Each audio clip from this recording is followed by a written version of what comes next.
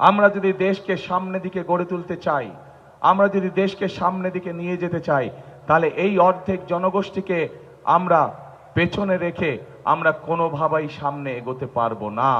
এই সমগ্র অঞ্চলকে ঘিরে আমরা পদ্মা ব্যারেজ নির্মাণ করতে চাই, যাতে করে ড্রাই সিজনে, শুকনা মৌসুমে এই এলাকার মানুষের পানির কষ্ট না থাকে, চাষাবাসের কষ্ট না থাকে। সেই জন্য আমরা পদ্মা ব্যারেজ নির্মাণ করতে চাই।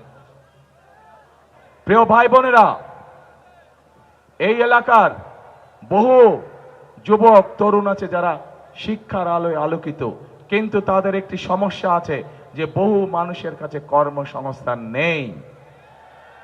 আমরা পরিকল্পনা গ্রহণ করেছি বাংলাদেশের প্রত্যেকটি এলাকা, প্রত্যেকটি জেলার বিভিন্ন রকম বৈশিষ্ট্য আছে। সেই বৈশিষ্ট্যগুলো পর্যালোচনা করে সেই এলাকার উপযুক্ত কি কি কলকারখানা তৈরি করা যায়, যে সকল কলকারখানা তৈরি করলে পরে সেই এলাকার মানুষের কর্মসংস্থান হবে, এবং সেভাবেই আমরা গড়ে তুলতে চাই।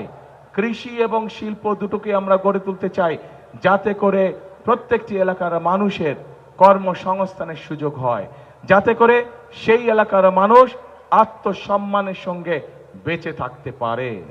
প্রিয় ভাই বোনেরা, আমাদের পরিকল্পনার একটি অন্যতম আরেকটি অংশ আছে, সেটি হচ্ছে বাংলাদেশের সমগ্র জনসংখ্যার অর্ধেক হচ্ছে নারী।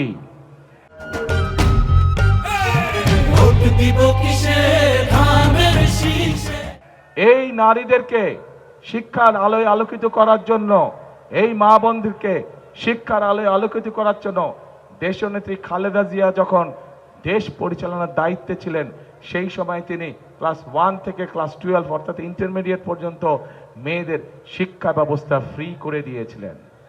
প্রিয় ভাই বোনেরা, আমরা যদি দেশকে সামনে দিকে গড়ে তুলতে চাই, আমরা যদি দেশকে সামনে দিকে নিয়ে যেতে চাই, তাহলে এই অর্ধেক জনগোষ্ঠীকে আমরা পেছনে রেখে আমরা কোনোভাবেই সামনে এগোতে পারবো না। কাজেই এই নারী গোষ্ঠীকে আমরা অর্থনৈতিকভাবে স্বাবলম্বী করে গড়ে তুলতে চাই, এবং সে কারণেই প্রত্যেকটি গৃহিণী কাছে আমরা, খেটে খাওয়া প্রত্যেকটি মানুষ, প্রত্যেকটি গৃহিণীর কাছে আমরা ফ্যামিলি কার্ড নামে একটি কার্ড পৌঁছে দিতে চাই, যার মাধ্যমে প্রতি মাসে তাদেরকে সরকারের পক্ষ থেকে একটি সহযোগিতা প্রদান করা হবে। এবং আমরা বিশ্বাস করে এটি যদি আমরা বেশ কয়েক বছর চালু রাখতে পারি, ইনশাল্লাহ, তাহলে বাংলাদেশের গ্রামে গঞ্জে শহরে খেটে খাওয়া পরিবার যেগুলো আছে, সেই পরিবারগুলো ধীরে ধীরে অর্থনৈতিকভাবে স্বাবলম্বী হতে পারবে। এবং স্বাবলম্বী করতে পারলেই, পরিবারগুলোকে আমরা স্বাবলম্বী করতে পারলেই দেশ ধীরে ধীরে সামনের দিকে এগিয়ে যেতে সক্ষম হবে। প্রিয় ভাই বোনেরা, আমরা দেশের এই যে এখানে উল্লেখ করে গেছেন, আমাদের কয়েকজন প্রার্থী এখানে উল্লেখ করে গেছেন যে মানুষের স্বাস্থ্য সেবা নিয়ে মানুষ অনেক কষ্টে আছে।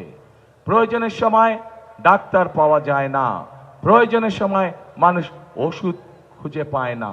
সেজন্য আমরা সিদ্ধান্ত গ্রহণ করেছি যে বাংলাদেশে বিশেষ করে এই যেই হাসপাতালগুলো আছে, এগুলোকে তো আমরা মেরামত করব, এখানে ডাক্তারের ব্যবস্থা ইনশাল্লাহ আমরা করব, কিন্তু একই সাথে সমগ্র বাংলাদেশে আমরা হেলথ কেয়ারার নিযুক্ত করতে চাই, যেই হেলথ কেয়ারের কাজ হবে গ্রামে গ্রামে গিয়ে, ঘরে ঘরে গিয়ে নারী এবং শিশুদেরকে তারা চিকিৎসা সুবিধা দিবে।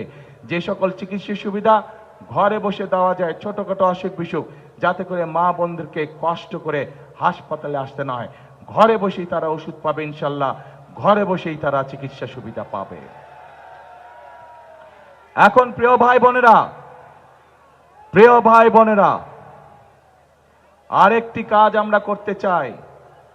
এই পুরো অঞ্চলের একটি অত্যন্ত গুরুত্বপূর্ণ প্রয়োজনীয় কাজ আছে, যেই কাজটি করলে শুধু যে কৃষক ভাইরা সুবিধা পাবে তা নয়, কৃষক ভাইদের পাশে সব ধরনের মানুষ সেই সুবিধাটা পাবে। কি সেটি হচ্ছে পদ্মা ব্যারেজ নির্মাণ করা।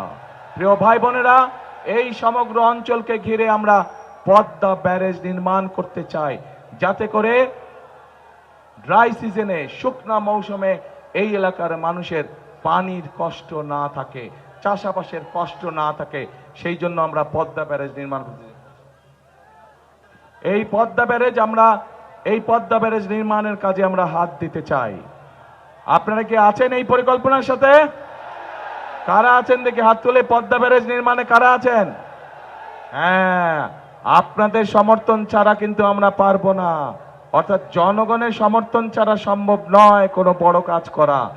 জনগণের যদি সমর্থন থাকে, ইনশাল্লাহ বিএনপি যে কোনো বড় কাজ করতে সক্ষম হবে।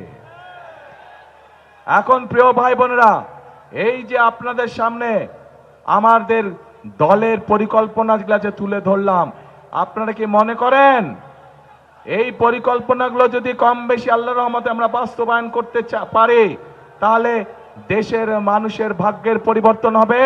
আপনারা কি মনে করেন যে এই পরিকল্পনার কথা বললাম, কে মনে করেন দেশের মানুষের ভাগ্যের পরিবর্তন হবে? ইনশাআল্লাহ। কিন্তু ভাই, প্রিয় ভাই বোনেরা, এই পরিকল্পনাগুলো তো হলো বিএনপির পরিকল্পনা। বিএনপি ইনশাআল্লাহ জনগণের রায় পেলে এগুলোকে বিএনপি বাস্তবায়ন করবে।